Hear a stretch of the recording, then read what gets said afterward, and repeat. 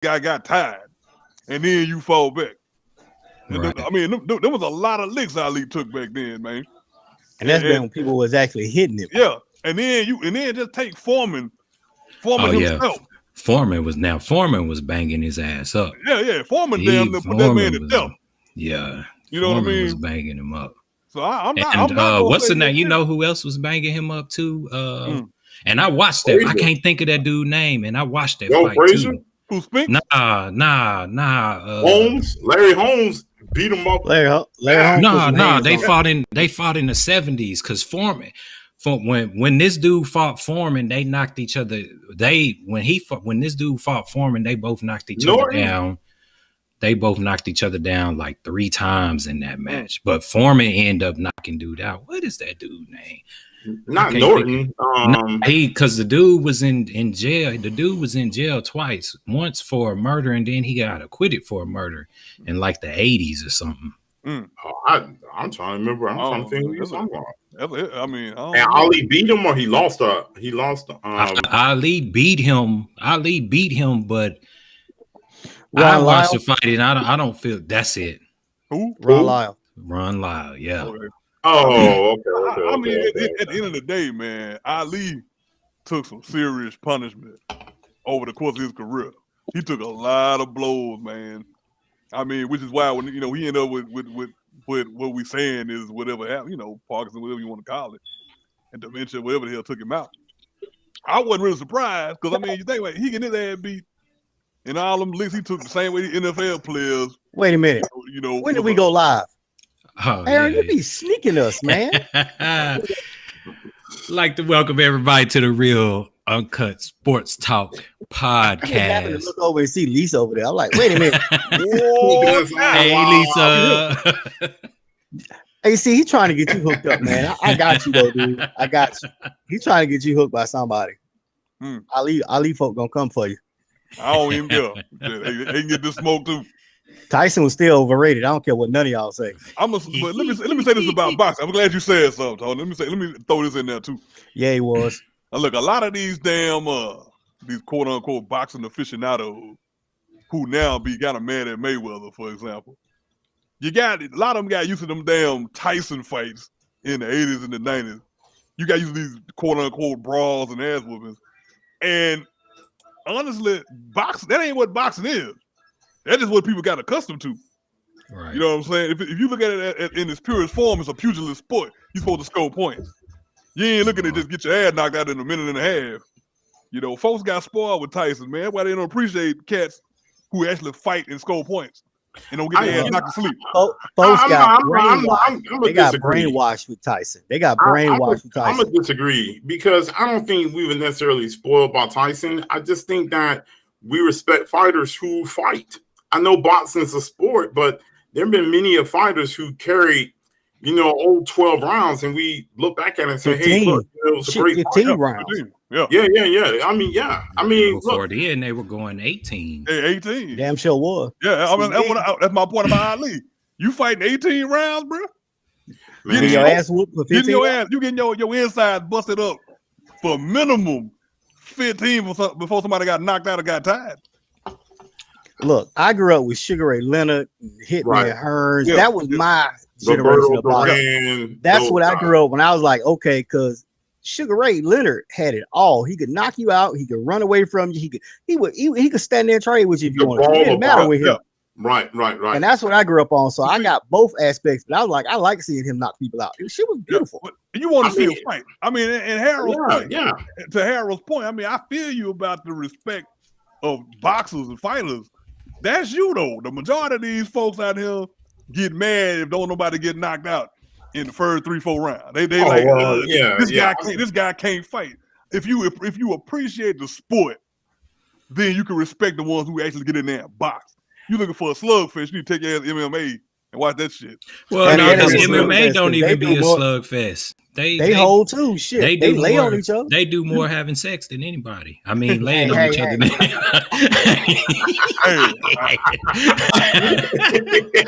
I mean, this is why we can't have nice things. On my personal opinion, man. I mean, I think for our age group, we really grew up in the greatest era of sports. You know, the greatest era, everything, music, sports, everything. Point blank. Amen to that. We had good boxing. We saw good fights. We seen the rise of Jordan. We saw Magic and Bird. We saw the greatest, and everything else has been shit in comparison. If you ask me, man, you bring up a very good point because we're Generation X, right? Yeah. And to me, what we've seen is a culmination of a whole bunch of what was happening before us until now. We've seen the best running back ever. We've seen the best quarterback ever. We've seen the best boxer, arguably. I mean, golf. We've seen just about the best of every sport even now in being a gymnast, Simone Biles. Yeah. I mean, we've seen her. I read something about her the other day. I was just like amazed. I mean, she's doing moves people can't grade because you never seen it before. She the go for real, Yeah. I mean, but you think about it in our younger years, shit, we know when it came to black gymnasts, we had Dominique Dawes. You know what I mean? Yeah, I remember Dominique. I mean, that was still after my time. Because back when I was growing up, we had what's her name, Mary Lou something. Yeah, I said, yeah. I'm saying y'all younger than me. I got to go back to my time when I was watching. We talk about sir. I grew up with like Carl Lewis, sir. We talk about sir. He still ain't figured it out yet. We talking about us, sir. I mean, look, you know what though? His old yellow ass would side with Mary Lou though. Look, man, she was fine when I was her age. Hey, we were both trying to look at a little flex. Wait a minute. Is Chris here to say Mary Lou? All them little gymnasts. The older than come on, yeah, you sound like R. Kelly right now. All them little gymnasts. Wait, what time is it? How old are they right now? Because that's what he's looking at. Old enough to pee, old enough for me. That's what they saying. See, again. 18 to 80, blind, crippled, or crazy. That's you R. Kelly. Nah, you know what? You don't want to 80 or crippled. My dad used to fucking me and say because he was a fucking Mac. That mother said they don't get Medicare, they can't do shit for me. I was like, Dad, really? Daddy say break bread. That mother was like, we can't hear you, Chris. Chris is here, but we can't hear you. That's what happened when you got an iPhone. Yeah. Look, we used to could hear him. I think the other day we heard him. Now he ain't got shit. Hey, do y'all remember? That's the Air Force technology.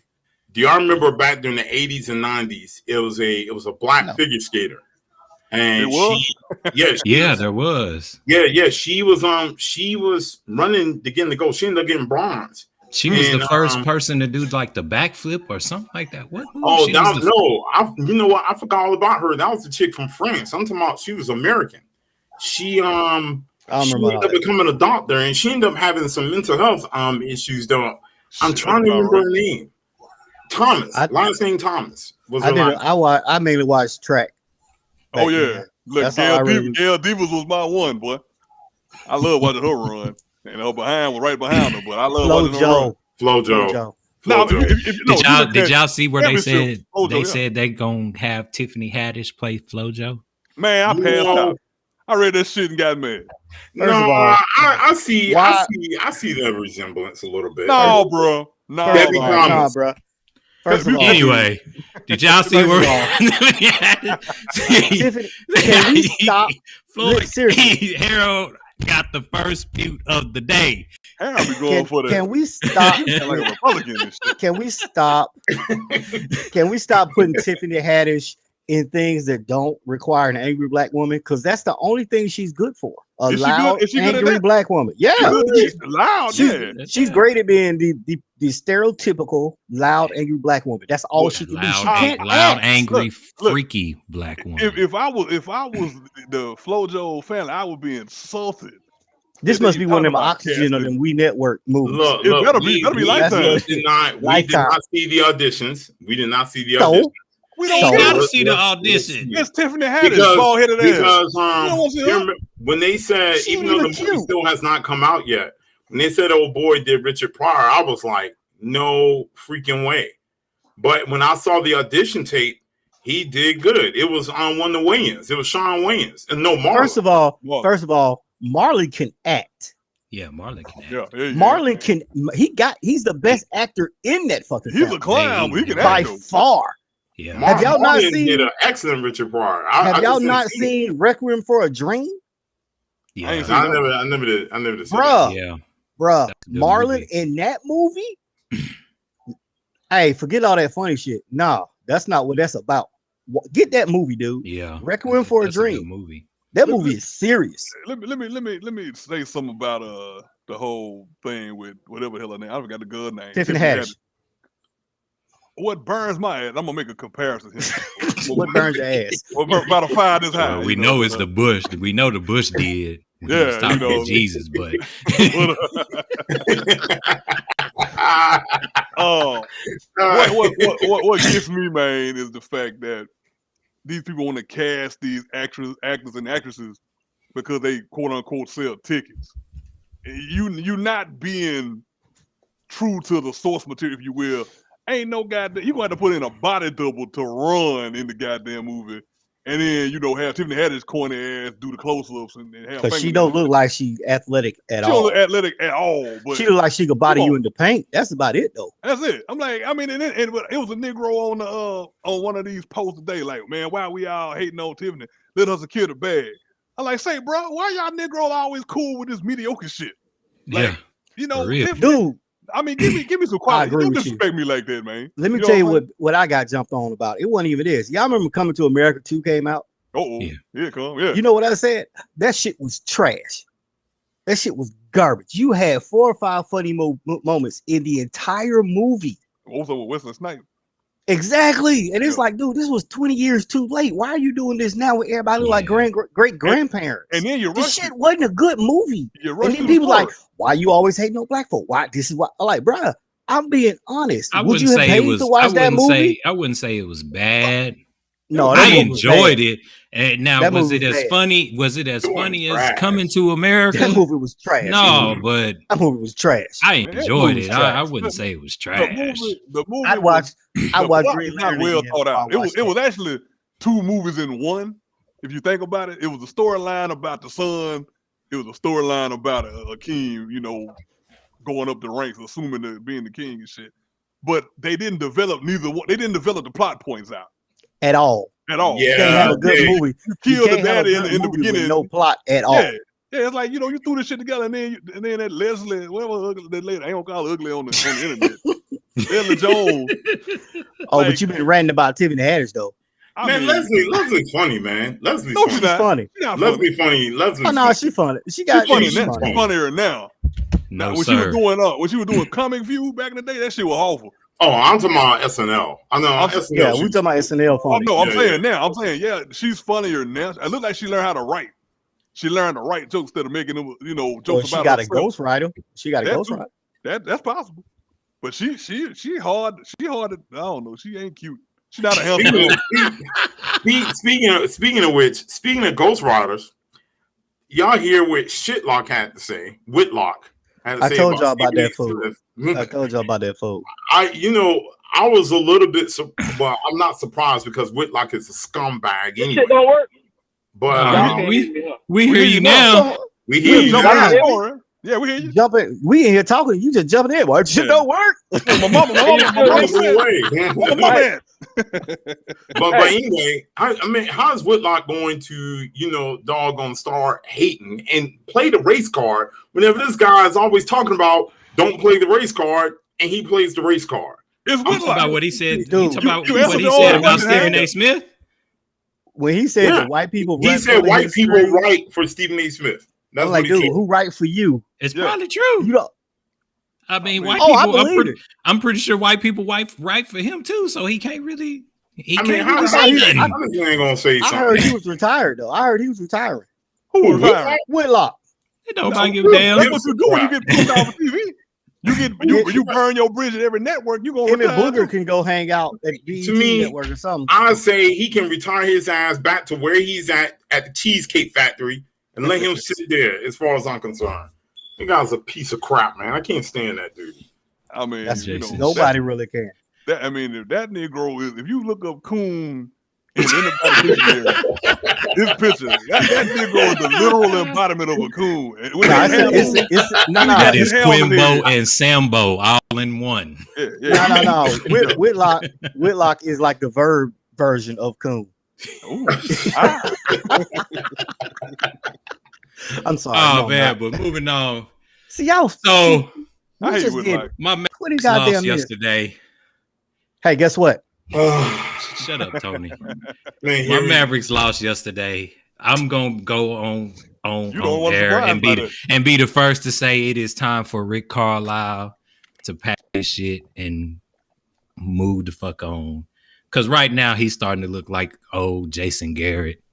And meanwhile, the Nets ain't won a playoff series in 10 years. Ain't won a playoff series since they won the championship. It's time to move on, bro. If that would have been Alvin Gentry, they'd have fired him 8 years ago.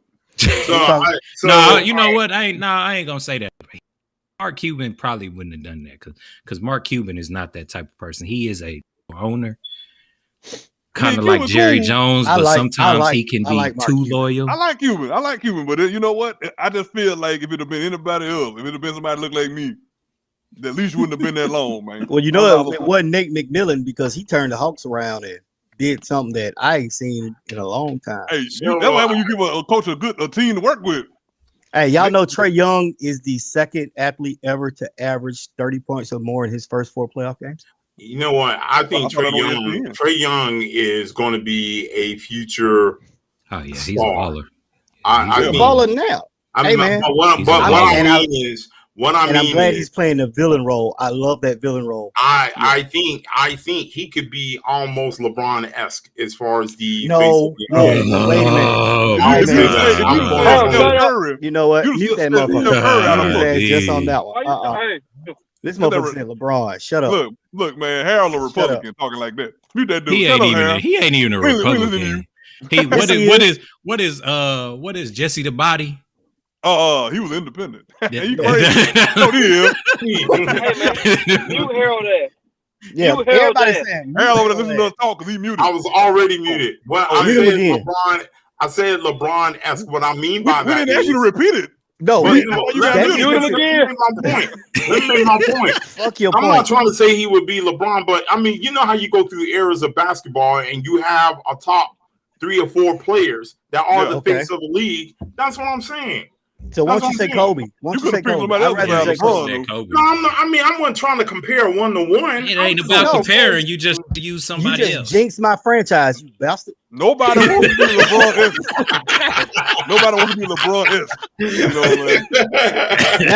man. Trey gonna get out there. Somebody gonna blow hard on him. I agree. His hair gonna turn out to be a Trump toupee, and he gonna fall into the first. His hair already thin anyway. He don't need no more help. First of all, you leave thin and hair alone. We like Trae Young.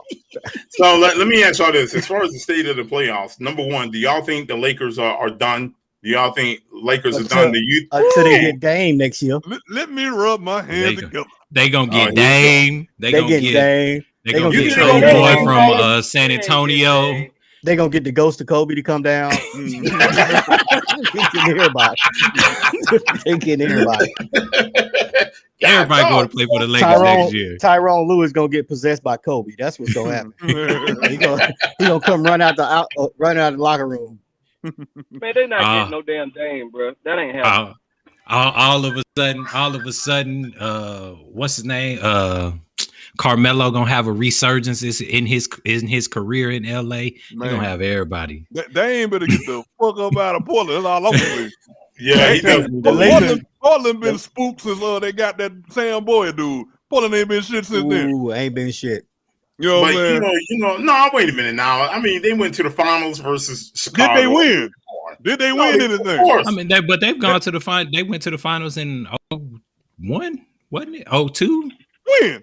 No, they went to the Western Conference Finals. Who beat them? Who beat them? The Lakers. Exactly. So again, I say unto you guys. Okay. The same Lakers that go out and buy everybody. I need everybody on my team. Hey, don't even play that card, Aaron. Don't even play that card. Am I lying? We ain't Miami Heat. You know what, man? I don't see Dame going to the Lakers though. I really don't. What's up, Tony? Hey, see, the Lakers gonna end up with the Hall of Fame class of 2032 on their squad next year. Watch, they gonna have everybody. I'm here for it. I mean, let's be real. They gonna have everybody. Let me say this though. So we talking about the Lakers. I want to dive in on LeBron right quick. Okay. That Negro is he the new Vlade Divac of Los Angeles, cuz. Look at him, man. That man, you watch that last game. Hey man, Vlade wasn't that bad. Man, look here, cuz. This is LeBron right here. This is LeBron. The whole in the last game or the game for the last game, that some bitch begging for the last 4 minutes. He was begging. Oh wait, you talking about he didn't even go down the court to play defense. That nigga talking about when he got doing this shit. You talking about when he got blocked after he got blocked? Yeah. But for the last 4 minutes of the game, that some bitch was begging for foul. Look, the other 4 dudes down the court getting work. He still talking to the referee.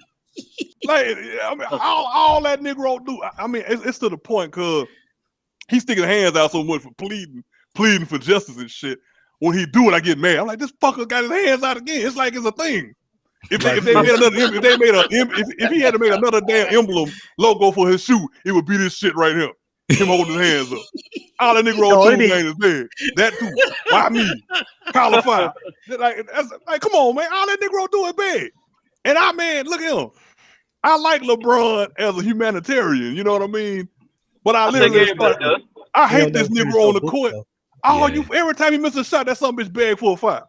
Man, get your bitch ass down the court. You know what his problem is, right? It's that hair transplant he got going on, baby. He just shave that shit off. He'd be a lot better. You can't put no pubic hair on your head, cuz. You can't put pubic hair. You know. And let me say this too. Back to the Lakers. Before I talk about LeBron pubic hair transplant. AD had no business in the game. Nah, he didn't. That was a travesty, embarrassment, is what that was. This Negro was wounded in the warm-ups, and they still put him in the game. He was limping in the warm-up. He had the warm-up suit on, limping and shit. And that was like RG3.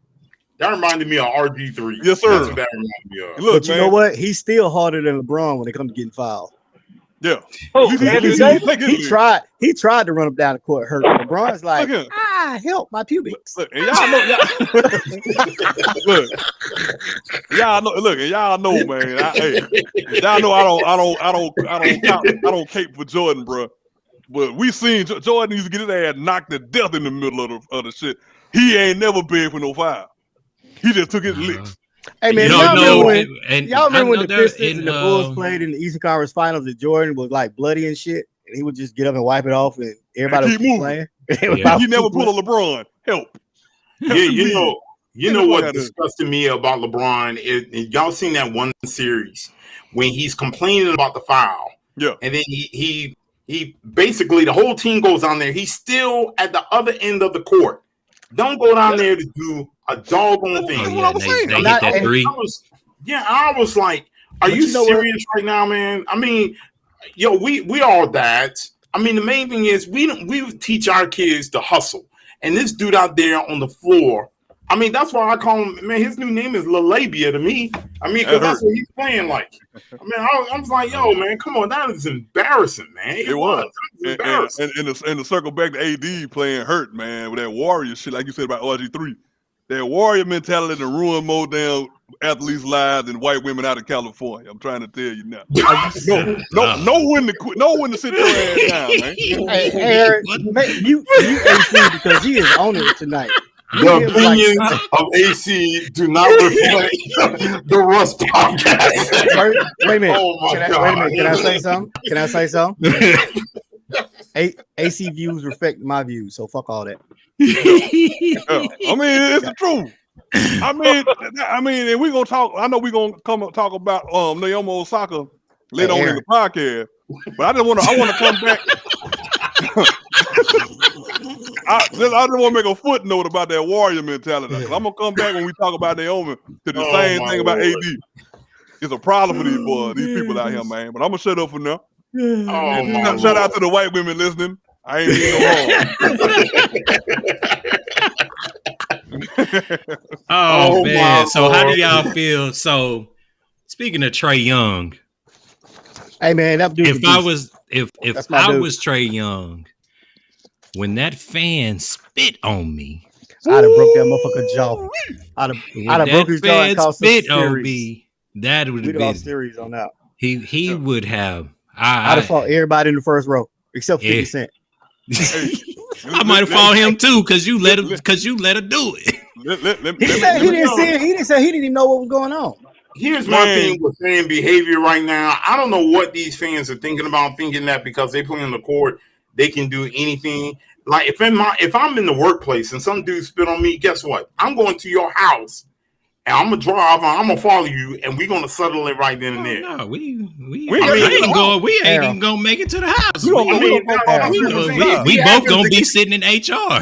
If that person happens to get a head start ahead of me leaving out the workplace door, guess what? I'm following his ass, and we're gonna have some words, more than words. We're gonna be letting these hands fly. I mean, the main thing is that these NBA players, I'm sorry, man. Someone spits on me. These Negroes, you turn the page, someone has to get choked out.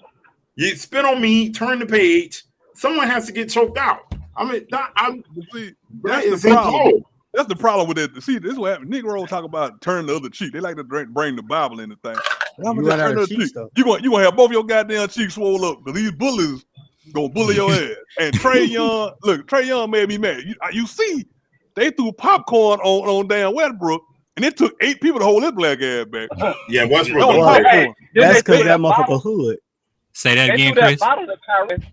Then they threw that bottle of Kyrie ass too. Kyrie was going into the stands too. Well, he's still soft, so I don't even. Passionate. Yeah, he passionate. He was finna go. He was finna go in the stands and say, "Hey man, why did you throw the bottle at me?" He need to understand. Did you do a Michael Jackson voice? Yeah, I did. I'm a believer in this right here. There was a game with a fan ran on the court. He called it on the sex talk show. And, shut up. The dude, the damn security guy tackled him. What was that? A Washington game? Yeah, because the fan went in there and he slapped the backboard. And when he slapped the backboard, that security guard came out of nowhere and tackled his ass and had him, and then full Nelson his ass up out the court. That's what you need to do. And then threw him to the cops, and the cops threw his ass down and handcuffed him and walked him out.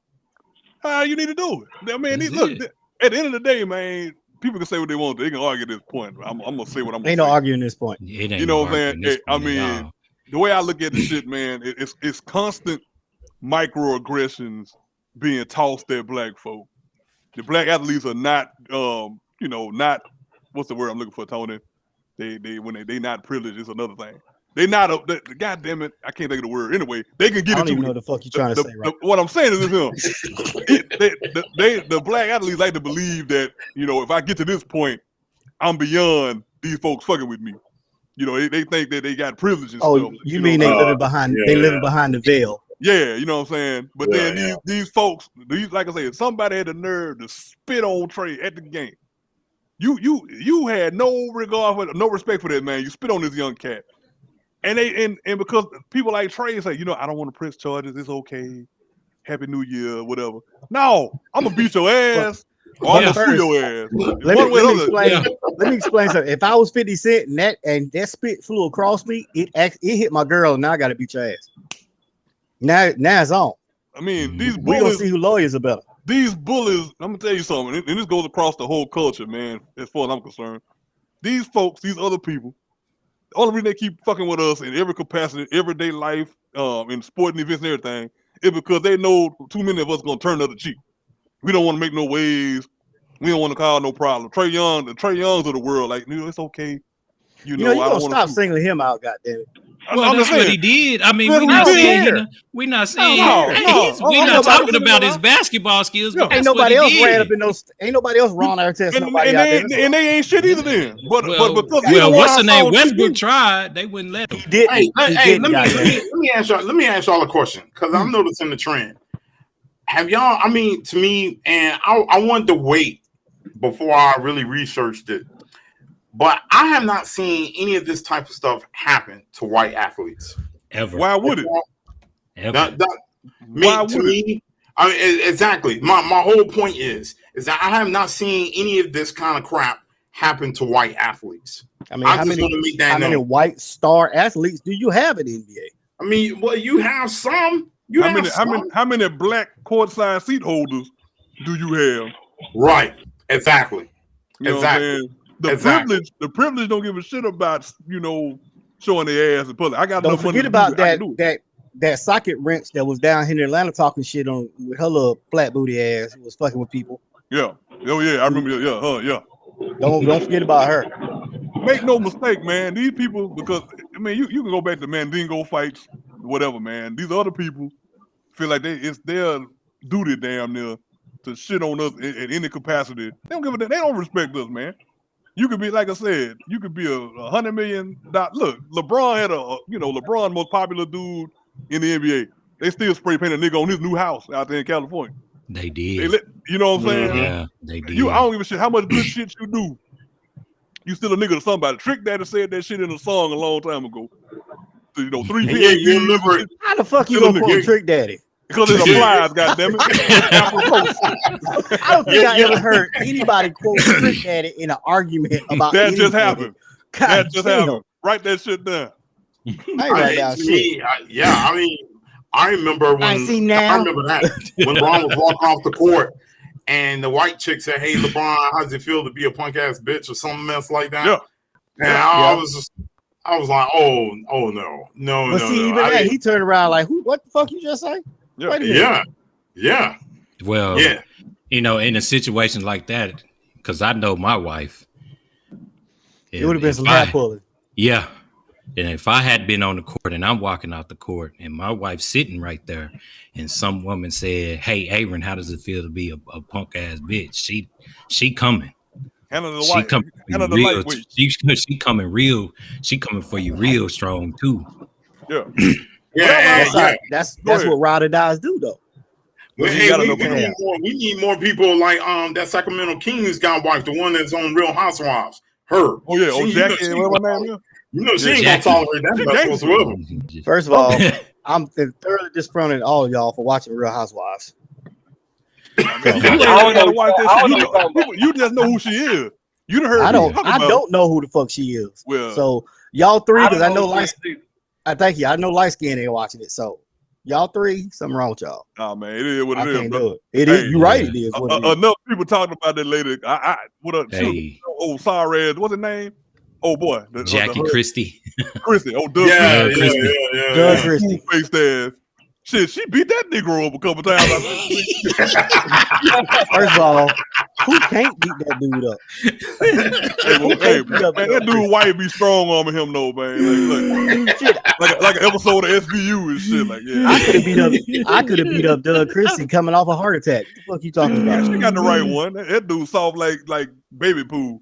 I guess you need one thug in your family. I don't know. All right. So I got a question. With y'all since we on the topic still talking about NBA and that sort of thing. So aside from the fan abuse and everything else, predictions. I know we said predictions a week ago, but who do y'all see in the finals now? Hawks in Brooklyn. Oh man. Well, I said in the finals. It can't be. I'm saying the NBA finals. In the conference final. You said finals, so I said Eastern Conference. All right, I'm talking about finals. NBA finals. I'm still going with the Suns and Hawks and Suns. I'm gonna go Suns. I'm gonna take Suns. I take that back. I'm gonna say the Hawks just because I don't want to see Brooklyn go. So I'm gonna say Suns, Hawks. I'll take that. We want pity voice. Fuck all y'all. I'm gonna say Suns, Hawks. With Harden going down, bro, I'm not sold on. Well, they beating the shit out the Bucks right now. I mean, if they win, it's 2 games. But I don't see them boys. I don't see them making it without Harden out there. In the long run. You know what? I feel like if the Clippers make it, the NBA is really rigged. I say, the Clippers. I don't see the Clippers making it. What I said. We still cool though, Lisa. But I say Suns in Brooklyn. I still say Suns in Brooklyn right now. Right now, if I got to pick, and I don't say my Hawks because I want to say the Hawks, I would actually say the Jazz in Brooklyn. Yeah, I'm still not sold on the Jazz. I'm still got to be. Well, they the Jazz. You better be sold on these Hawks, though. Ain't nobody sold no. Whatever. We didn't get swept like everybody said. I'm good with that. And Embiid was on the court, so I'm good. We ain't losing the first round. Y'all kiss my ass on that. We ain't get swept. Y'all kiss my ass on that. We stole one on their home court. Kiss my ass on that. He was right. I don't go. He held his team. Tony did hold his team down. Yeah, the obvious pattern here. It's the same pattern we always see. And then we're gonna lose some shit. But you know what? I'm used to it, so I don't give a fuck. Anything they do, anything. Listen, let me tell you something. Anything the Hawks do from this day forward is better than the shit they did yesterday. Period. They could lose 4 straight. This year was better than anything they've done in fuck recent history in the memory of God. All that shit right here is better this year. Come through Jesus. It's right here. This year right here, we made it to the second round. I don't know the last time I could say that we made it to the second round of anything ever. I can't lie and say that the Hawks not exciting. I mean, they got we throw alley oops. We throw alley oops left and right. Trae Young be shooting shit from half court for no fucking reason. I mean, yeah. But when they start missing them jumpers, it's over. We gonna lose by 70. I'm telling you now. If they ever have an off night, we ain't getting 20 points in the game because they live by the 3. They do. So right now, we have a live update. Brooklyn is killing Milwaukee 81-58 with about 6 minutes left in the third quarter. I mean, Brooklyn is playing on all cylinders, even without Harden right now. And Blake Griffin, I mean, man, he's shut up, Lisa. Don't start no shit with me, goddammit. Fuck your team. Hey, maybe since y'all Blue State now, who knows? First of all, don't say now because they shut down some polo stations in the wrong area by accident. that's what got him. They fucked that up. They accidentally shut down shit that they weren't supposed to, and then people got mad. All right, Aaron, what's next on the agenda, sir? Oh man, Coach K is retiring. Go Tar Heels. Good, because I hate Duke. Go to hell, but I mean, Coach K. I mean, respect to Coach K though. The man had a hell of a career. Is he the college GOAT over Wooden?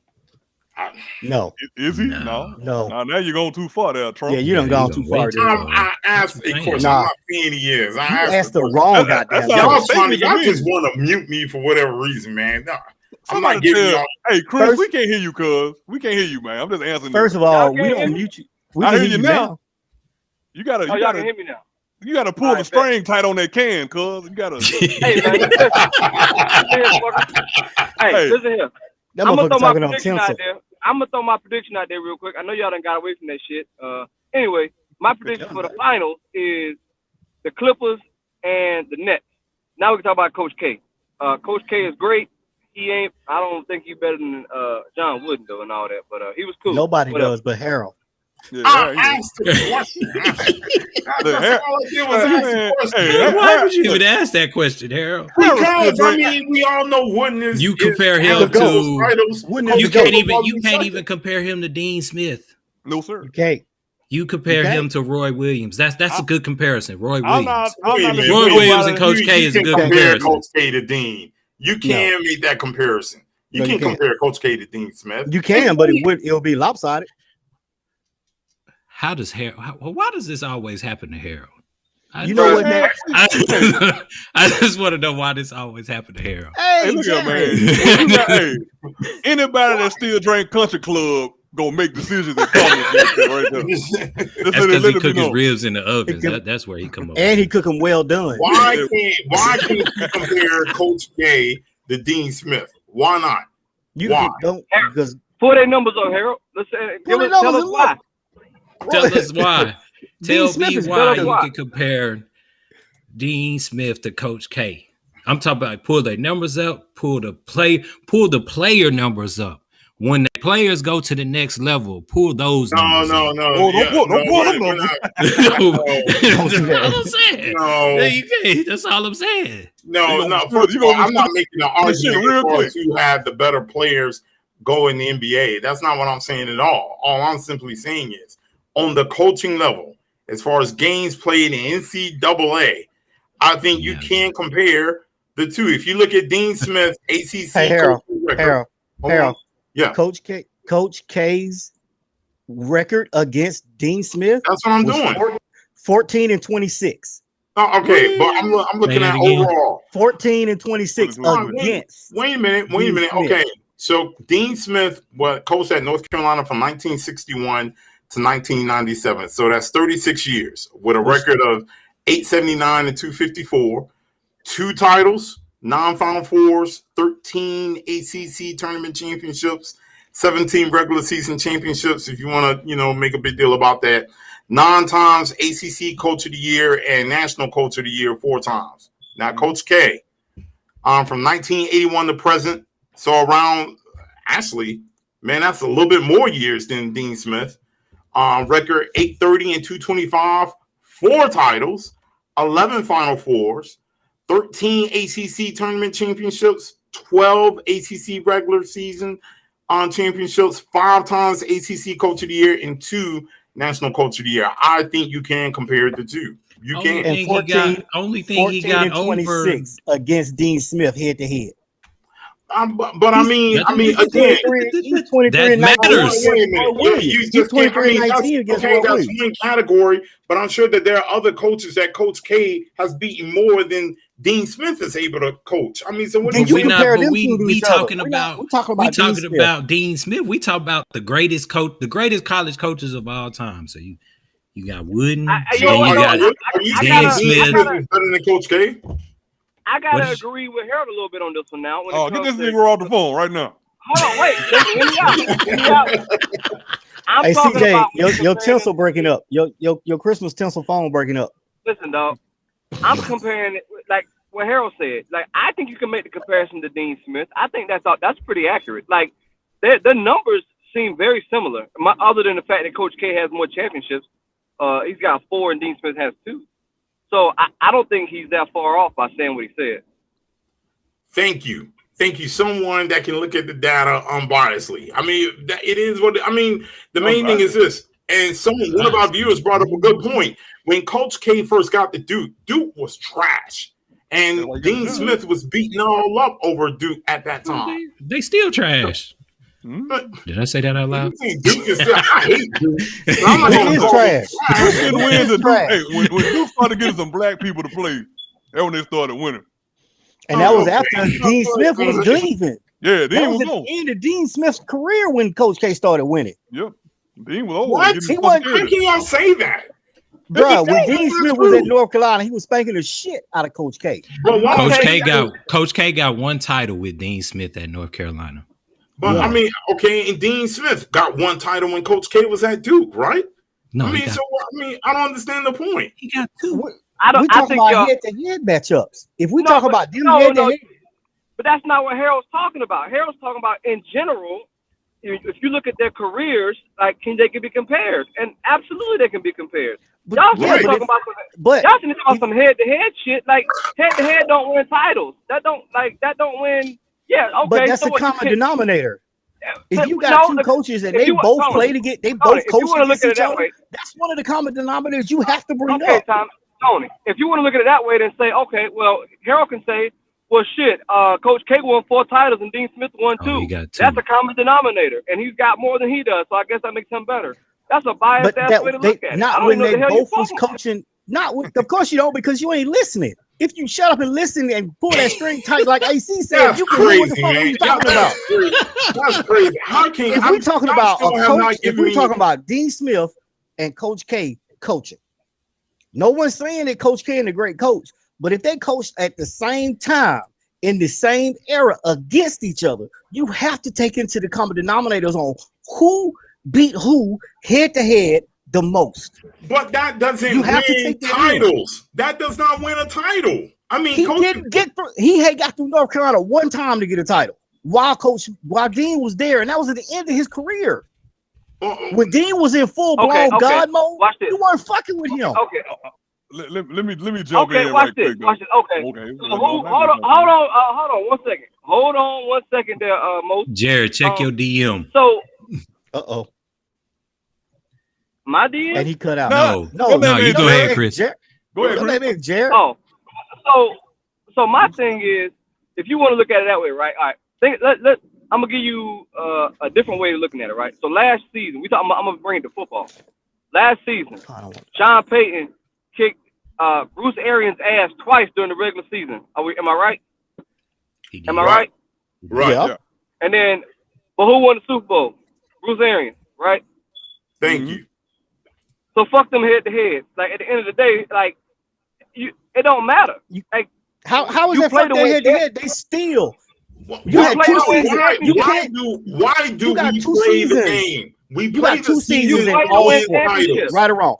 You got 2 seasons in all sports, right? You got regular season and you got postseason, right? We play to win championships. Right? Correct. Right or wrong? You got regular season and you got postseason, right? Right. Okay. Sean Payton head to head in the regular season on Arians.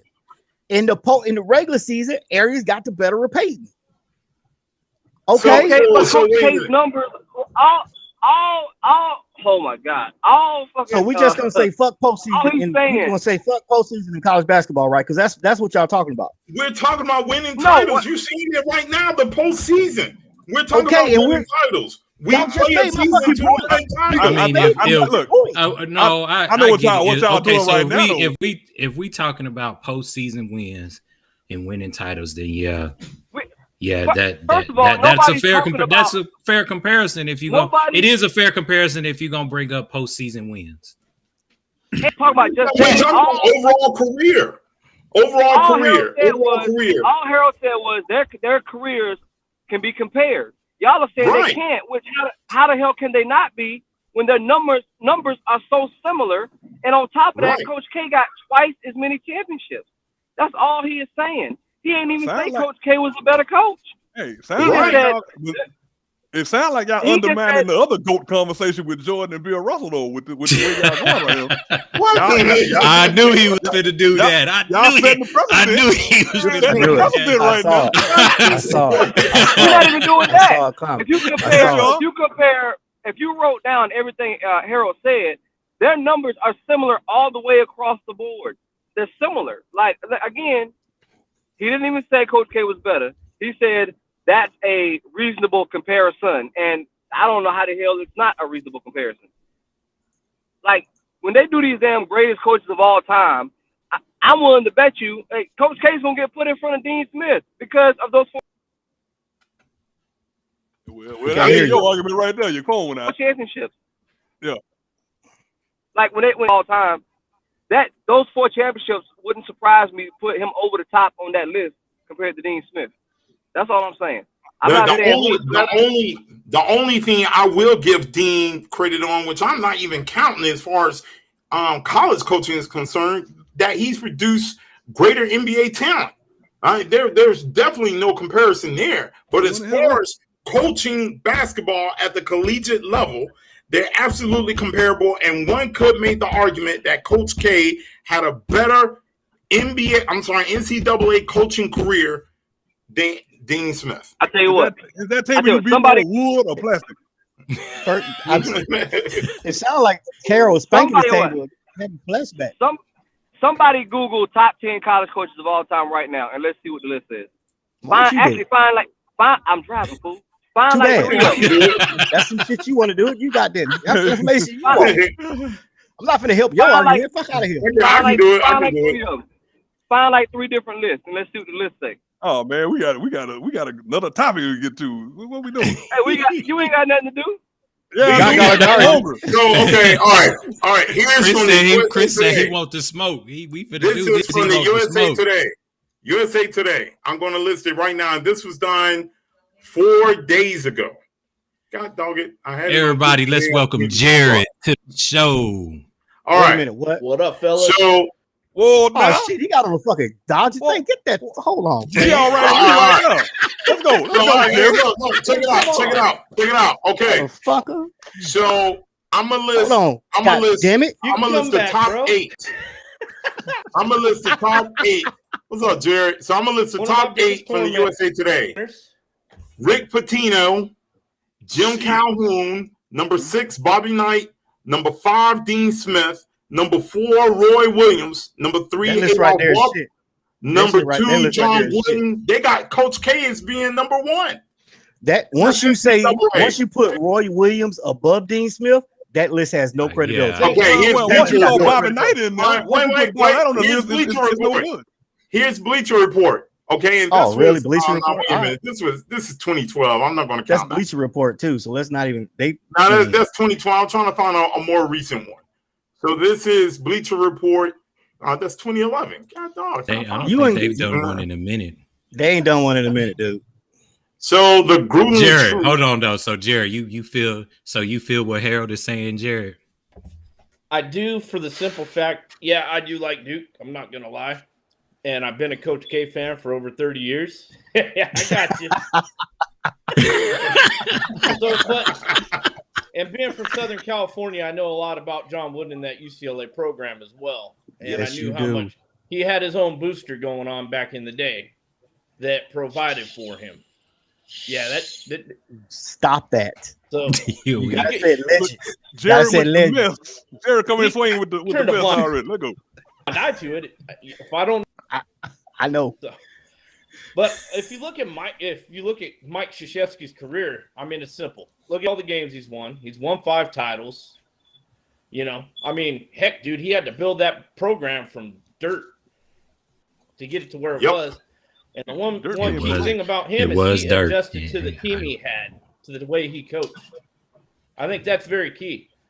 Not too many guys can do that in the history of basketball, can adjust to their offense and their style of coaching to the type of players that he has that year.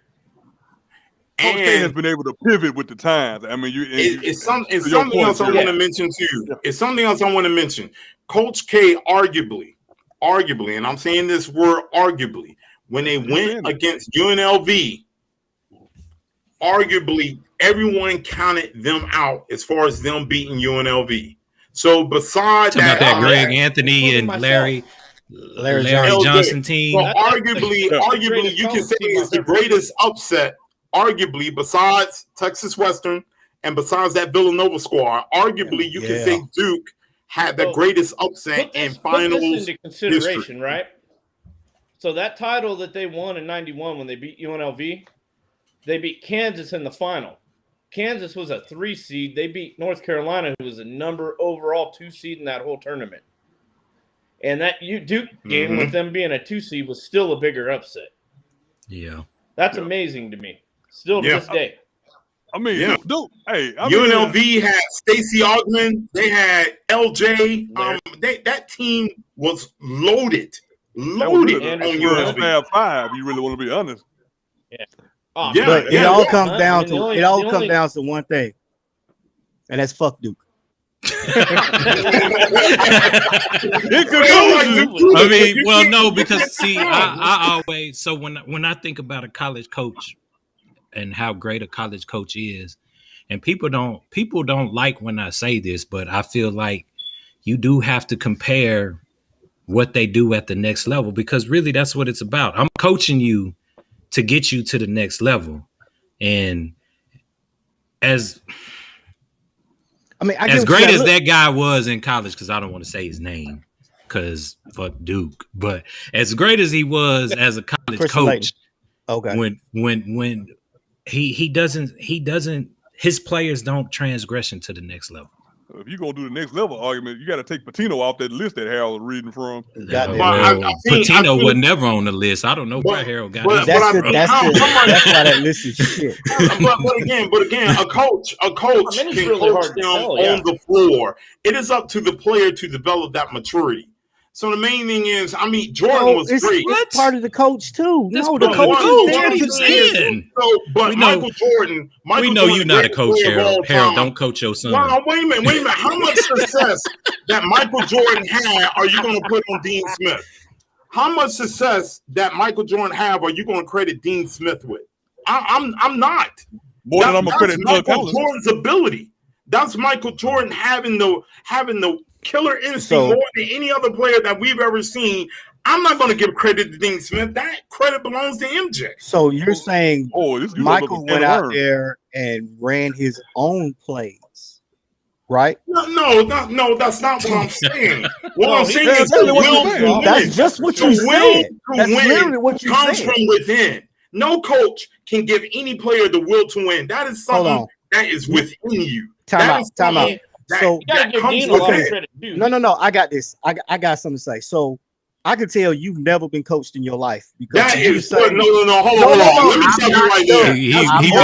He's been coached by the Air Force. That's I played college. Them Air Force drill sergeants. There's no motivation like self-motivation. Them Air Force drill sergeants don't do shit but say, "Hey, y'all ready to go do something?" There's no motivation like self-motivation. Period. So you're telling me none of your coaches ever got you hyped to go do anything to make you perform better on the field while you were doing something? No coach ever pulled you to the side. No motivation. I'm still talking here. Let me finish what I'm saying because you had your time to say the wrong shit. Y'all cut me off times. There's no motivation like self-motivation. Period. So you telling me are you done no there? Coach. Motivation? Are you done? Because you done? Can we go? I'm gonna hear what. So what you're saying is there was no coach in your life ever that motivated you to perform beyond your ability. Ever. You did everything on your own, right? That's what you're saying. Like this. Okay, this is what I'm gonna say. Yes hold up, Harold. Hold up, Harold. No, I'm telling Tony to hold up too. Chris. Yeah. Are you riding with your wife? No. Oh, okay. Well, the reason is because I was gonna ask her. Ron, I was gonna have you ask her the same question. Before Harold answered the question, I was going to have you ask her the same question because I know she played college basketball. So I was going to have you ask her when she played college basketball, had any coach ever hyped her to perform better? Because that's what the coach does. The coach is there to keep you motivated when you get down. So what you're saying okay, that's the coach's job. But what I'm saying is this. If this is the cup, the coach is here, I'll take the rest. Is what that's I'm saying. 50-50. That's 50-50. You just said you gave Dean Smith nothing. But what I'm saying, how many years did Jordan play in the league? How many years did Jordan play in the NBA? How many years? What's that got to do with over 15 16 years? So you're going to say for the flu game that was Dean Smith. You're going to say because that was at the Bulls. He was still at North Carolina. That was Phil Jackson for the flu. That was Phil Jackson at the flu game, not Dean Smith. But hold on, Jared has something to say. Go ahead, Jared. Go ahead, Jared. You got it. I just look at it like this. You got to give Dean credit with Michael because he designed that offense, or he let his offense go through Michael. The last 2 years Michael was at Carolina. He knew what he had. Oh, I'm talking about, in NCAA, in college, yes. And I'm talking about his success in the Bulls. The guy scored 25 points is crazy at that time. You don't even know what the fuck you're arguing about. Aren't we talking about what you're arguing about? Aren't we talking about the NBA? But to prove we talking about is when you when you look at John Wooden, when you look at Bobby Knight, when you look at Dean Smith and even Roy Williams, all their players that left college transgressed well in the NBA. And that's not a whole lot of it's not a whole lot of Duke players. And I'm not saying Duke is not a great program, a great college program, but it's not a whole lot of Duke players that transgression well to the next level, even in football. Here's the thing, though, bro. Like a college coach's job is to win college basketball games. His job is to win college basketball games. And if you're fortunate enough to be good enough, maybe you can get to the who would league. You give that label to? Having the best turned pro, though. That's another key. I don't agree that it's the college coach's job to get you to the NBA. My job is to win college basketball games with you on my team. And, if you're good enough, you go NBA, that's great. But my job is to be good at college basketball. Y'all don't recruit. Y'all don't know how to recruit then. And to make sure that you are a great college basketball player, right? Because that's what it's about. But he gets the kids to fit what he needs to do, I guess. Yeah.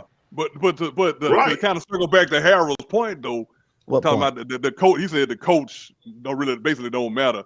But here's the question: going back to your thing about this. Hold on, Harold. Harold. You done had time. Let me talk. Let me say something. Let me talk. I did not say that. To Harold's point that the coach don't matter. Here's my counter. Jordan had Doug Collins, and then he had Phil Jackson. Which time did he win championship? Damn sure one under Doug Collins. Damn sure wasn't. With Phil. You know what I'm saying? When Phil Jackson came along, all of a sudden Jordan started winning. I mean, so does the coach matter? Yes, the coach matters. I did not say the coach did not matter. I did not say that. You say London Bridge is all either. My argument was have Phil Jackson or Jason Kidd as your coach. I'm taking my Phil. Let me clear my argument is. All Jason Kidd can do is fix me a drink. That's all Jason Kidd gonna do. Y'all know I hate taking Harold's side, but y'all on his ass tonight, and he didn't. That's why you. That's why. But he didn't say that. You guys already getting in on my Lakers already?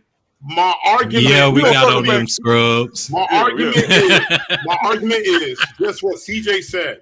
Is that when a coach is coaching at the collegiate level, period, point blank, he is there to win games at college.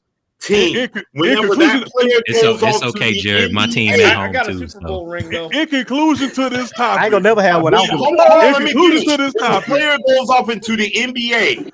The minute that he is drafted, he's playing for that NBA coach. That collegiate coach has very little influence on how he's doing at the next level. That's my whole point. In conclusion of this topic, let me just say, I'm disappointed. I'm disappointed in CJ for taking Harold's side. That's all I'm gonna say. That's the end of this topic. We're moving on. We're moving on. All right, Jared. We thank you for. You gotta get one in this decade, though, homie. I like Jared. All right, Jared. We appreciate you for coming on and laughing at Harold and his stupid Everybody ass. say bye to Jared. We love you. We gotta go, sir. You can't compare Dean and Coach K. Can we get rid of Harold and keep Jared? Yeah, can we keep Jared and get rid of Harold? Bring Jared back, man. Bring Jared. Oh, y'all want to bring Jared? You know what? I take that back. We're gonna bring Jared back because this next topic is probably a good topic. You know what? Yeah, let's go. Mute Harold and give Jared the whole screen. Y'all just mad because I won that debate. That was y'all mad. Danny Ainge and Brad Stevens. Because I know AC finna go off. Oh, I'm gonna wait till the end. Yeah, can we go to Naomi and leave?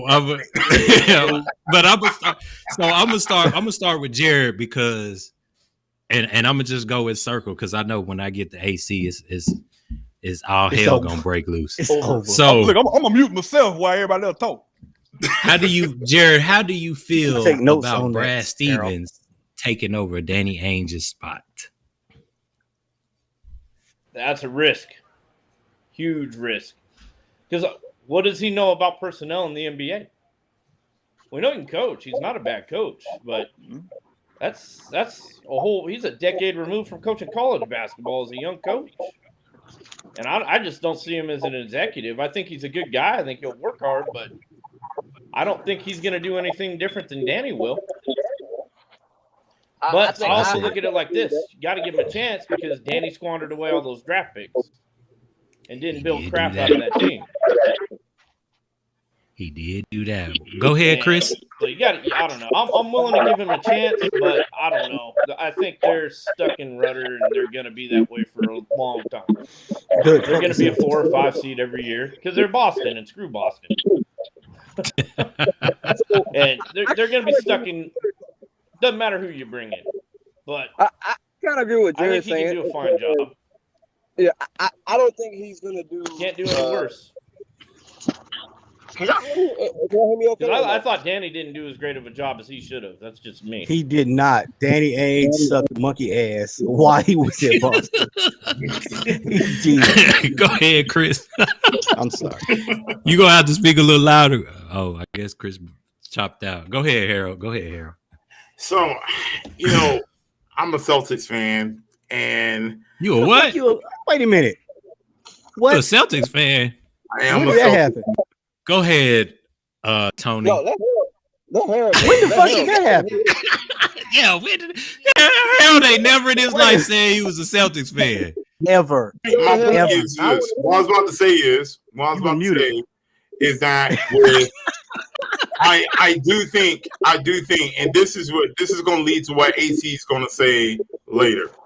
But I do think there's something wrong with how this whole thing went down.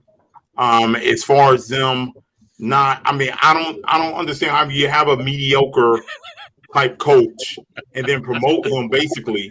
And Danny Ainge wasn't really all that great. So I'm just trying to understand, where is this going with Boston? I mean, look, the reason why, and I know y'all joking because of the fact I'm a Boston fan. Let me tell you the reason why I'm a Boston fan. Never been a Boston fan. Growing up, whenever I saw the Celtics winning championships and I saw an African-American head coach at Boston, that was the reason why I started pulling for Boston. So my reasons for pulling for Boston was because whenever growing up and I seen a head coach doing it all, winning championships, that was the reason why. So put some respect on KC Jones' name. But other than that, as far as right now, I do think that Boston got issues. I will say that. You are an expert on issues. That's an expert on issues. Y'all were trying to joke on me, but I have a legitimate reason for pulling for Boston. How long? I'm trying to remember. How long have I known you, Harold? How long have I known you? You know me for about? It's like 8 years now, right? 10 years? Yeah. And you ain't never in your life told me you was a Celtics fan. You never asked me. Why the fuck I gotta ask you? Every time we talked about sports, I would talk about my Hawks, my dumbass Falcons, them fucked ass Braves before I got rid of them bitches. On your dumbass Atlanta teams, that's why I mean. Because they suck left monkey nuts. Right there. They suck tight and monkey nuts. When you got special needs teams, you're gonna spend more time on them. I mean, that's just how it's gonna go. As soon as we get a masseus, though, we're gonna be all right. That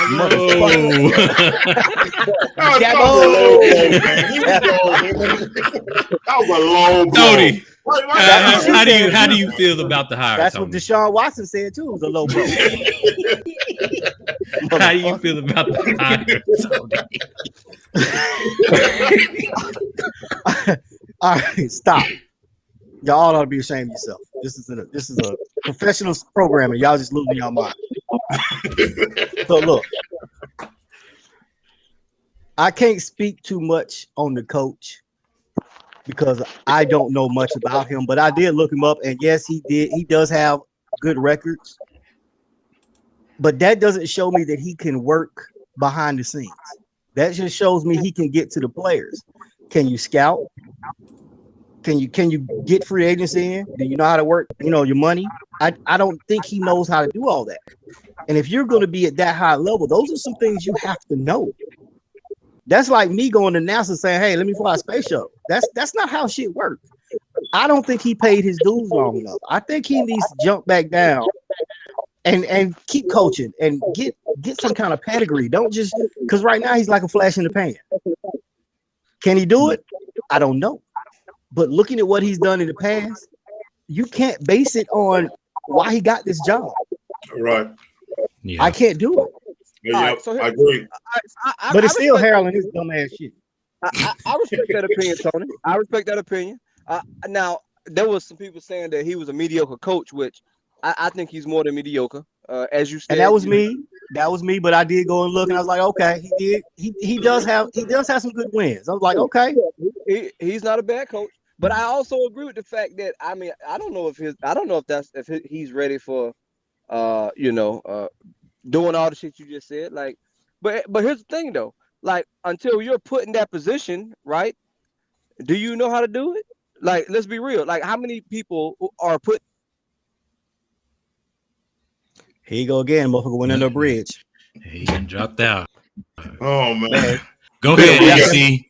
Wrapped in panties tied around his phone. Cricket cell phone service. Check one. Testing. Go ahead, AC. Hey, let me say this right here. Everybody relax. First of all, let me just say I'm thoroughly disappointed in Harold's black ass saying be ready, Jared. He's a Celtics fan. that was a plot twist I did not see coming.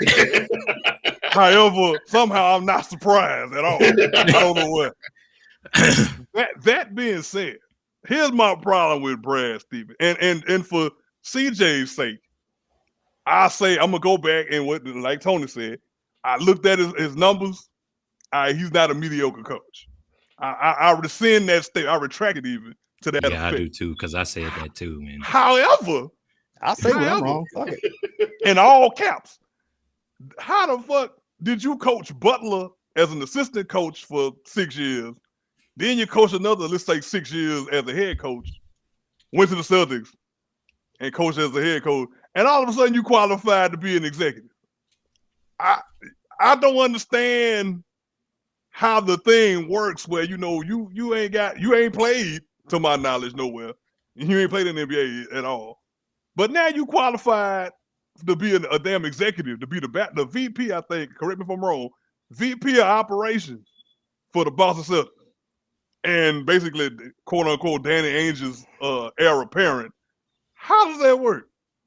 Because, I mean, I don't want to play the race card here, but I'm going to play the race card because it'd have been anybody else. They'd have cut his legs out from under him. You know what I mean? We don't get to ride through the ranks. I mean, I will connect that dot to Steve Nash, who ain't never coached. That's true. Ain't never coached. Yeah, that is. And the thing that tripped me about the whole Nash situation is they all ran to his rescue. Yeah. He got endorsed. He's the great Steve Nash. You can't let him go down in flames. Yeah. He got endorsed by cats. I mean, again, I just don't. I know what it is, I accept it as reality. You know, in the sports, you know, we the qualified black folks get either fired early or skipped over. But like I say, Stevens, you really ain't did shit with your talent. And to Jared's point, Danny Ainge kind of shit up the way the picks and things over the last few years. He ain't really built a team worth a damn. But that being said, Stevens failed upwards. He failed up to the C-suite. It'd have been anybody else like they did Doc Rivers when he's in LA. Oh, you know what, Doc? We're gonna take the GM title off of you. You just coach. You know, you don't need no extra responsibility. You know what I mean? These other cats can't get up in the ranks. They can't get above. It's either you're gonna be an assistant coach for 30 years, like that boy that's Houston head coach now. He was like a damn low-level coach for 20 years. Then they give him a team with no talent, went hard and leave it. Hey, you know what? Hey, Silas, you want to be a head coach? Sure, come on to Houston. We ain't got nobody for you to fucking coach, but come on down here anyway. It's just, I don't know, man. I don't understand. Yes, I do understand. I'm sorry. It just it's offensive that cats like Stevens get moved to the C-suite. And like somebody else said a minute ago, he ain't paid his dues, man. He ain't paid the dues. That was Tony. He hadn't paid. You ain't got your stripes. And can I make a point? Not when you got other people out here that's been coaching that have been a head coach for teams and have won and have been to championships, and they don't even get looked at anymore. Nope. Can I just throw one thing out there, addressing CJ's point about you never know what you say, Jared? I think your mic might be muted. Can't hear you, Jared. We don't know. Jared, can't hear you. Check your mic. No, he looked in the screen, but did your mic work? See, it's that Air Force. It's that Air Force technology. That Air Force internet. It's that FS technology. Get the duct tape off the microphone. I mean, his face like he really got something to say. Like it's some serious shit. He got some serious shit to get off his mind. Wait. Until he get his technical issues under control, I want to address the other Air Force guys on here. Going to pull up CJ's point about, you never know what somebody's capable of until you do. Until they do it right. How many times have y'all seen somebody get promoted to a position and they fuck it up because they weren't ready, but they got promoted for either time and grade or doing the job that they were supposed to do and they impressed the wrong people? How many times y'all seen that happen? Yeah, because the Air Force solely relies upon passing a test instead of whether or not that person has good leadership ability. So you're exactly right. That's why I asked the question, because I don't know how it works in the Air Force. Force. Yeah. Well, that's not the whole case though. That's how you make but that's not how. No one cares about the Army, Lisa. We talking about Air Force.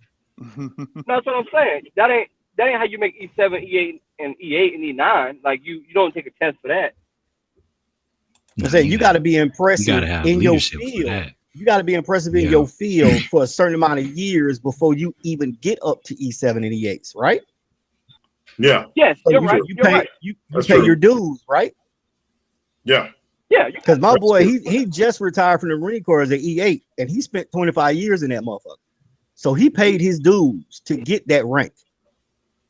You don't see just anybody getting up that high. Say, oh, you know what? You might look good with an extra rocker on.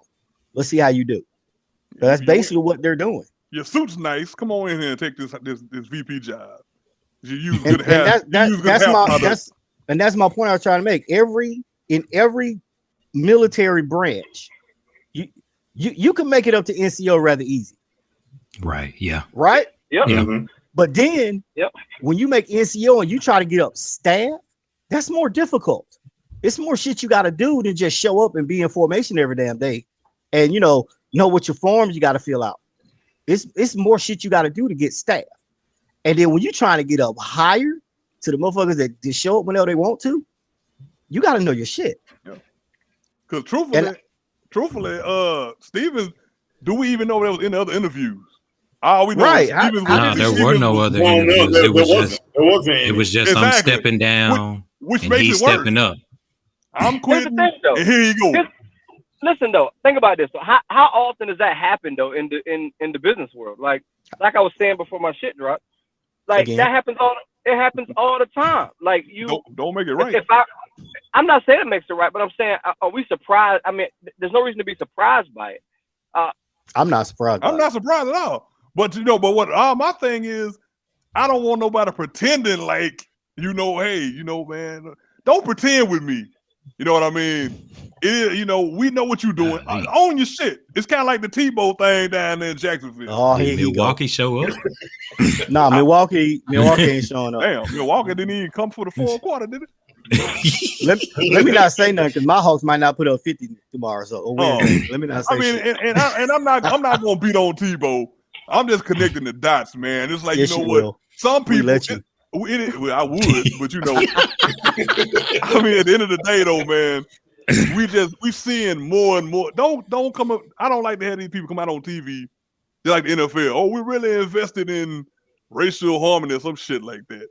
But then you got the regular scheduled program going on with the Rooney Rule type shit. That shit don't work. It don't. You interview people to say you did something, right? And then you hire who you want. Now, if your team ain't shit, that's when you decide to hire a minority coach because now you're making the Rooney Rule work for you, look good, and then when you get enough draft picks, you hire the other guy. You wait for the coach you want. If he wasn't dead, you bring in this guy. You know what I'm saying? The issue, the biggest issue I have is not even with Boston. It's with the rest of the league. And we talked about this before in our production meeting, that these players will point their finger at the NFL, point their fingers at all other places except the own league that they're playing in right now, and allowing this stuff to happen with lack of diversity in the executive offices, LeBron included. And that's where the hypocrisy of it is. Is that ain't gonna get no way. That's how we got our not even in his head.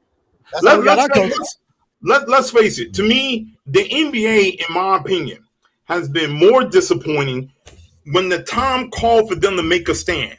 Because whenever that racist owner of the Clippers and Chris Paul and them, when they heard that he had came out and said what he said about Magic Johnson and other black people, and they still played that game for whatever reason, I have no idea. And now was their chance to make a statement.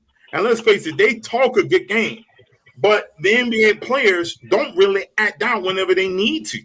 And that's what I'm more disappointed with more than anything. And sadly, Boston's going to do what Boston does because the players in the league allow them to. But what's even worse about your statement, though, Harold, is with all you said, the NBA players had more guts than NFL players. That's true. At least they say, you know what? Hey, we ain't when that shit happened in the bubble last year. Hey man, we ain't gonna play tonight. No NFL player in all the Negroes in NFL, nobody said, you know what? This Sunday we ain't going out on the field.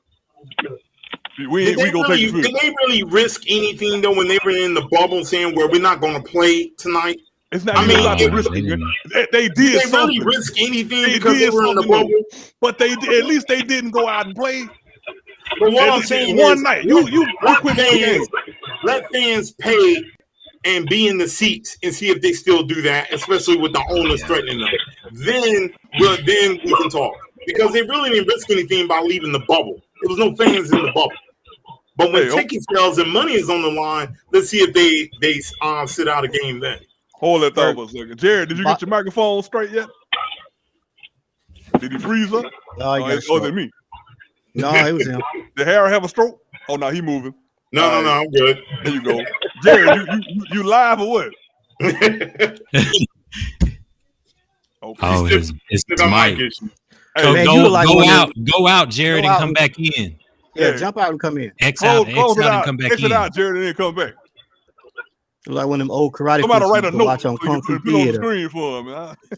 I put it in the chat. Oh, well, but Harold, like you said, I mean, you're right. They didn't really risk nothing, but that's kind of more of my point. They at least decided tonight we not gonna play. None of the damn Richard Shermans of the NFL didn't even do that. They were like, we gonna take the field. We gonna leave the protest basically in the hands of the fans. They got Negroes outside the stadium kneeling and shit, and these Negroes still going playing to get their game checked. When we realized they blackballed Kaepernick, them boys should have did something about that. They didn't. The NFL players kissed my ass. They'd have killed the league if they'd have did that, and they should have. That's what you should have. Yeah. The only thing these people understand is when you hit them in the pocket, and them Negroes don't want to lose no money, man. That's why I don't. We all can agree that 85 to 90% of the black athletes ain't shit. They all for self. They are. That's why they hold their jersey. You do have your ones out there that will say something that will give up their shit and be like, you know what, this ain't what I need right now. You do have, but they so far and few between that you don't hear about them. I hated Kaepernick sacrificing himself the same way I did with MLK though. You know, and somebody will say, damn, AC, you can't compare them to. They went all the way in, balls to the wall, bro, for some ungrateful ass people at the end of the day. Kaepernick you can argue about if he was good or not. Nobody cares about that fucking part.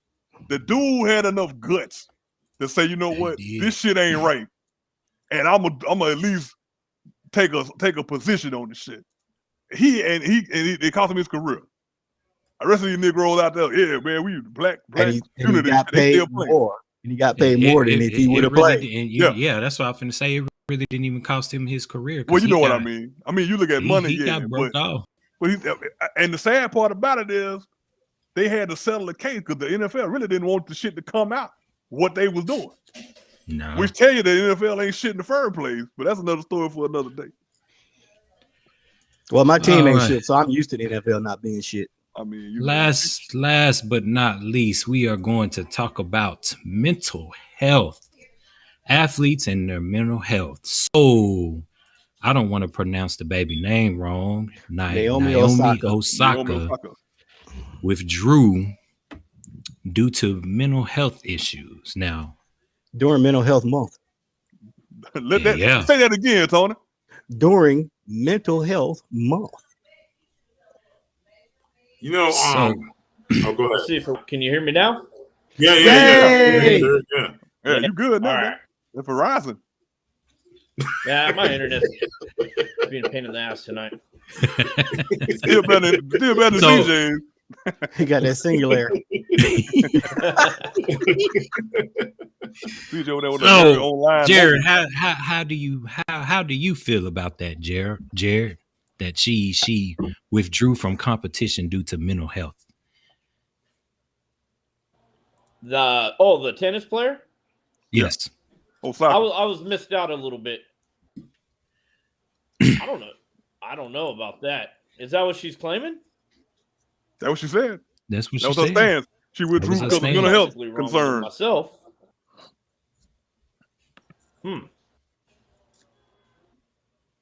Yeah, I got to research it more, man. I'll have See, that's because some people don't watch tennis. I'm gonna wait to the end again. I'm gonna mute myself. So I saw something on it. Go ahead, Harold. So, I had to admit, at first I had one point of view, and then I switched. And my initial point of view was, hey, look, part of the job and that sort of thing. But then I started thinking about this, and I actually, first of all, let me just say this, Harold, before you continue. As a veteran, you should just never say it's part of the job. Well, again, that's why I'm thinking about my view. Aaron, let me finish. I got this, Aaron. Go ahead. No, go ahead, Harold. I'm just saying. My thing was what I was about to say is that in today's day and time, again, my initial thing was under the conformity of the system, but the system is not built right. And so the thing is that we have got to start taking into accountability to put me over the business. And the thing is that I do think that she did the right thing, because at the end of the day, all you have is your health and your loved ones, which includes your mental health. So her job is to go out there and play tennis. Let her play tennis. Her job is to go out there and entertain the people and the fans and hopefully win the tournament. That is her job. All that other media stuff, to me, is not a part of it. If I see that it is doing me damage, then to me, I say F the media. Because right now, the media, and let's just be real, I'm not going to be like Trump and say the media is the enemy. But what I will say is that the media is damn for sure not the good guys. And we all know that growing up in that sort of thing. So I think she was absolutely dead on and saying, hey, look, I'm going to withdraw for my mental health reasons. She did the right thing. Because at the end of the day, when they bury me in the ground, it is me and my loved ones. That's it. That's my take. Go ahead, Tony. I agree with you. If that's the exact reason why, then yeah, she should have. Well, I don't think she doesn't, and we can speak with the veterans that are on the call that we've seen what somebody with mental health issues, what happens to them. You could take the strongest guy, like I knew a Marine, first class PFT, top of his class and everything, badass, went to war, came back with PTSD, and he was a shell of himself. It was sad to see. Yep. This man, it's like me. The reason I hate the Braves, they right there. When the fireworks go off, I have to concentrate, because if not, it really does affect me. And that's what people don't understand. It doesn't matter your profession. And let's clear one thing up. You just don't get, PTSD or any kind of mental issues from just being in the military. You can get it from everyday life. Right. You can get it from your job. Any type of stress that you're not used to that keeps beating you can give it to you. And that's what people need to understand. Just because they don't talk about it doesn't mean it's not happening to them. Some people are ashamed because most don't when you come out and say, because when you start talking about it, people look at you differently. And a lot of people don't want that. They don't want you to look at them. Yeah. A lot of people, they don't want that. Oh, are you okay? That's not what they want. They just want somebody to talk to. And with her doing this, if that's what she needed, then fuck everybody else. Do what you need to do to keep going. I don't, like Harold said, fuck the media, fuck tennis, fuck all that. Yeah. You do what you need to do so you can make it to the next day. Right. What they gonna do? Tell her she can't play no more? Yeah, okay. That's not gonna work. And then to do it through the month where you're supposed to highlight mental health and then come on down on her like this. They tried to find her, right? Didn't they try to find her? They did find her. Yeah, they find her because she didn't want to speak to the media, but it's nowhere in any tennis player's clause or contract where you have to speak to the media. Ever. I've never even seen that in an NBA contract, or you don't have. I've seen it in the NFL contract. It's in the NFL, yes. But even then, Marshawn Lynch showed you how to get around that. I'm just here. So with her, I won't get fined. she doesn't have to talk to the media. She could be anti-media if she wants to. She don't have to talk to y'all. Just because y'all want to talk to her, if she don't want, if y'all causing her extra stress, then she's gonna pull away. Instead of putting this girl out here trying to demonize her, you should be out here supporting her and say, okay, we understand what you're going through. Let us help you since you are bringing us in money. That's not what they wanted. But I guarantee you, if Martina or Steffi or Chris Everett was going through this, or Federer, or Federer, Roger Federer, it'd have been different. I hope this starts a trend with, you know, any athlete that does not feel like talking to the media and then be like, hey, look, I'm gone, instead of feeling forced. Because I think that'll do two things. Number one, we look at what they do on the field, period, point blank. And then number two, I look at it as this. If we're going to look at, you know, the whole role model aspect, again, it is all be centered around how that person's perform. If we're worried about how they talk and what they say, then we start looking for role models in other places like doctors and lawyers and good politicians, if there ever are any. Barkley said he wasn't trying to be nobody role model. I mean, and I think you know, this whole thing of how we prop people up, athletes in this country, I think has always been the wrong move, in my opinion. So I hope this does start. I know Major League Baseball supports this, because when Josh Hamilton was going through his alcoholism, you know, they now Major League Baseball was like, hey, what do we, and I think the dude that played for St. Louis, he had an issue too. I can't think of his name now, but when they were going through their issues, you know, their teams in Major League Baseball, they were telling the media like, hey, he not in a position to talk right now. Just enjoy the fact that he's on the field. And it was the coaches and the GMs saying, hey, you can't talk to him right now. Yeah. They were protecting their people. I do want to point out what one of our listeners said, Lisa. And they don't have a singular sport like tennis. Yeah, I forgot what Venus Williams was asked about this, and for what she said, and I quote, she said, for me personally, how I deal with it was that I know every single person asking me a question can't play as well as I can and never will. So Venus kind of went, you know, the petty route, which was a good route. And saying, hey, look, you know, it's almost like, hey, look, you talking all this mess, but can you beat my ass at the end of the day? And people have different ways of going about the media. I kind of like what Marshawn Lynch did. I like what he did. I love that. And I like what Bill Belichick does. I love all that. Go ahead, AC. I like what Pop does. I think Pop does. He does it too. Does good. Pop can come to the cookout. Yeah. Go ahead, AC. It's simple human nature, man. And to segue from what Jared just said, allow me to paint y'all a picture and connect some dots, if you will. Uh-oh. Because here's the thing, I'm gonna do like CJ. I'm gonna give you these facts, like he do.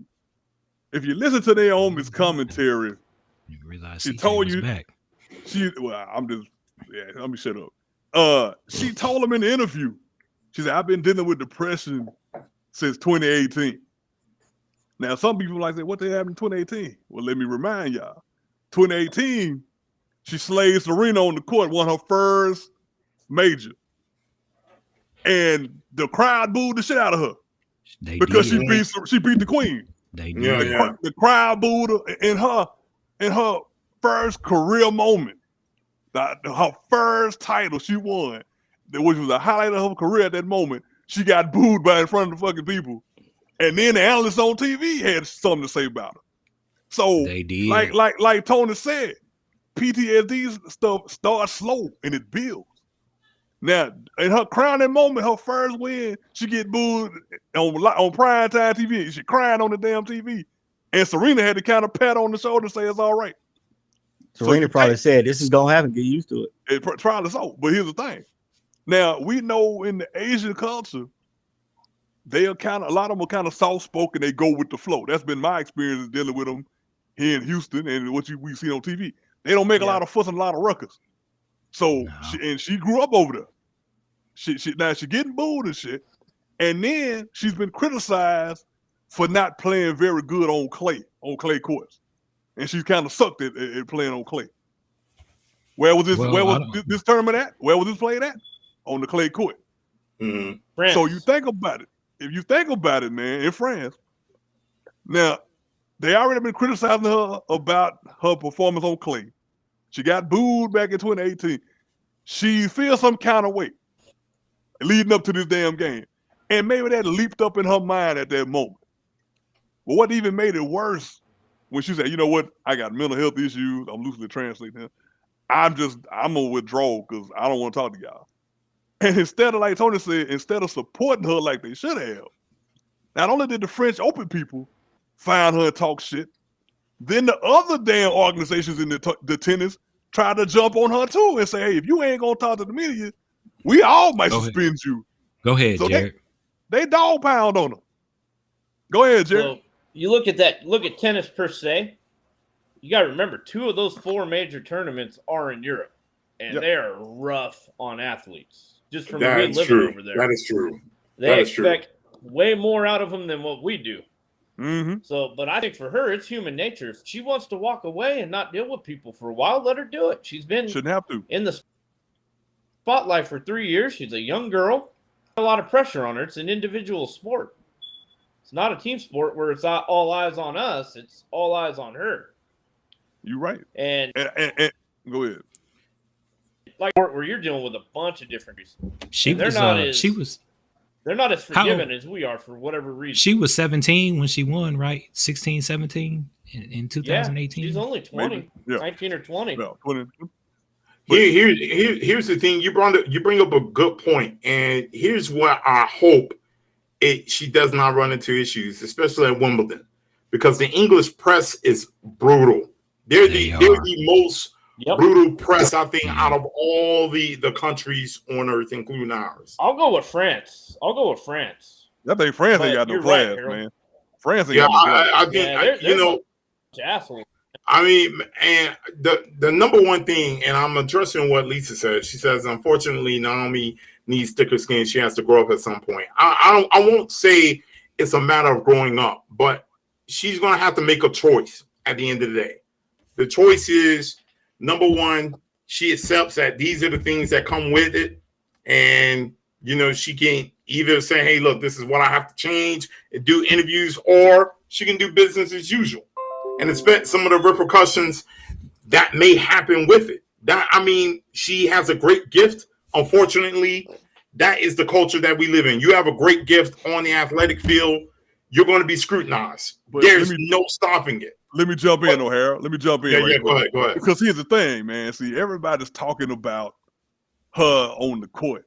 But this is what a lot of people don't realize about Naomi, what she deals with. Because, like Jared said, it's pressure. But I'm gonna give you something you don't know. Naomi takes a lot of photos and stuff on IG. She's part of a bikini line. I think she has a hand in or whatever. The people will go on her IG page, quote unquote fans, and will tell her, you shouldn't be putting your body out there. You're a young lady, you're a professional, you're a tennis player. Yeah, that's horse shit. But here's the thing, you shouldn't be doing all of this. She had to reply to one person, she's like, it's the summertime, I'm by the pool. What would you want me to wear? A dress? And that's the thing about it, man. They constantly scrutinized off the court, on the court. They always picking at her, man. So when she said she had a mental I think if I was her, get away from social media for a while. Yeah, or you get banned like I do. I get 30 you get days banned like the me. difference between now and 30. Man, I'm off to August. Or Lawrence Thompson. But you know what though? Guilty. He's banned every 10 days. She's still young. She's still young, and she has that sort of thing that she wants to flaunt it on IG. More power to her. In her life. Yeah, but I mean, she does have a thug in her life right now, from what I can see. That dude is an honor roll student. You need a thug that's gonna pull up on somebody. Oh, you talking shit on my girl on IG? I'm gonna pull up. I'll be right there. But we have to look at it. The bigger thing we got to look at though. Drop that address in my DM. Is we got to remember that we have to remember that these people are humans. They not just out here for our entertainment. They humans like the rest of us, and we see it a lot. We see a lot of this shit during football season, and we've actually watched an uptick in fan behavior or bad behavior by fans. When these damn players miss field goals, they give them death threats on Twitter. For no fucking reason. For no reason. Like, the dude missed a field goal. Why are you trying to kill his whole family? The fans and the root of fanatics, these people are ruining the sport and they're ruining these people who play. I mean, yeah, like Lisa said, Naomi gonna need some thick skin. But these doggone fans, man, need to have some fucking class. They need to grow the fuck up too. That's what need to grow up. You can't just pound these people to death. Tony, say that again for the people in the back. Y'all dumbass fans need to grow the fuck up. Thank you. Amen. Because listen to me. I've been a Falcon fan since the 70s. Why they can't do shit. They can't do shit else to disappoint me. I used to be mad. I used to be mad all the fucking time. Now it's like no. You know what? You know how I look at it? I'm happy I got a fucking team. Oh man. I got a team at least I can root and look at and wonder how bad they're gonna lose today. That's all I care about. With that being said. With that being said, Trey Young, Miss Naomi, we take care of your mental health. Make sure you are mentally fit before you come back to the tennis court. Don't let nobody tell you. Tell them motherfuckers to kiss your ass. Yeah, your entire ass, and put it on the camera. And don't do that. Don't listen to AC. You get bad influence. Happy anniversary to my wife. Rest in peace, Miss Mary Suffin. That is our show for today. Happy anniversary, bro. Happy anniversary. And condolences. Peace out.